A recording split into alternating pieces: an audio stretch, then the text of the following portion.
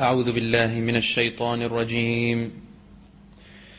بسم الله الرحمن الرحيم. عَمَّ يتساءلون عن النبأ العظيم الذي هم فيه مختلفون كلا سيعلمون ثم كلا سيعلمون ألم نجعل الأرض مهادا والجبال أوتادا وخلقناكم أزواجا وجعلنا نومكم سباتا وجعلنا الليل لباسا وجعلنا النهار معاشا وبنينا فوقكم سبعا شدادا وجعلنا سراجا وهاجا وأنزلنا من المعصرات ماء ثجاجا لنخرج به حبا ونباتا وجنات ألفافا إن يوم الفصل كان ميقاتا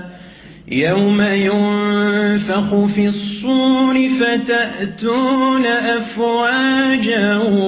وفتحت السماء فكانت أبوابا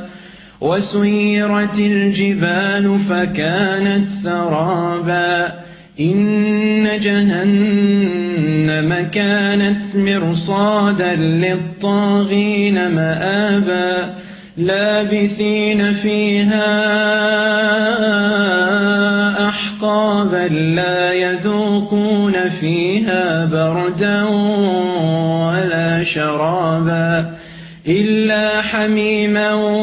وغساقا جزاء وفاقا إنهم كانوا لا يرجون حسابا وكذبوا بآياتنا كذابا وكل شيء أحصيناه كتابا فذوقوا فلن نزيدكم إلا عذابا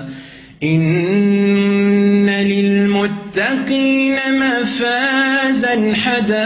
حدائق وأعنابا وكواعب أترابا وكأسا دهاقا لا يسمعون فيها لغوا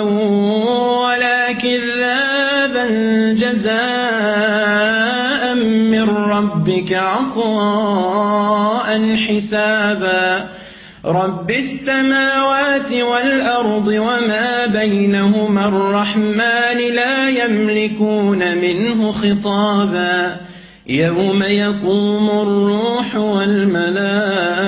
والملائكة صفا لا يتكلمون إلا من أذن له الرحمن وقال صوابا ذلك اليوم الحق فمن شاء اتخذ إلى ربه مآبا إنا أنذرناكم عذابا قريبا يوم ينظر المرء ما قدمت يداه ويقول الكافر يا ليتني كنت ترابا.